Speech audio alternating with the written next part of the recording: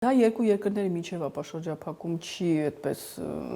ռեալ առումով Վրաստանի տարածքով, ոնց տրանզիտ երկիր էր դա, ցորենի մատակարարման մասն է խոսքը, ես ուզում եմ հասկանալ։ Ռուսներն ասում են մենք Ադրբեջանով կմտնենք Հայաստան։ Եվ ունենք այդ համաձայնությունը։ Տեսնենք նախ դա կլինի թե ոչ, իհարկե ռուսներն էլ ուզում են ցույց տալ, որ միայն Տրամպը չի, որ կարող է այդպիսի բաներ այստեղ իրականացնել։ Միջին միջանցքի տրամաբանությունը չշփոթենք, խնդրում եմ Զանգեզուրի միջանցքի հետ ընդդիմությանը նկատի ունեմ, սա չի կարող Ալիևը գնալ այդ տրամաբանության դեմ, սա արդեն գեոպոլիտիկ խաղ է։ Գումարած Հայաստանը եւ Ղազախստանը ձեռք էին բերել պայմանավորվածություն, Ալիևը չէր ցանկանա գոնե Տոկաևին այդ առումով նեղացնել ինչ որ առումով։ Այսինքն մենք կտեսնենք դա շարունակություն կունենա, թե միայն այս տարանցման մասին է խոսքը, ես չեմ լսում Ալիևը ինչ ասում։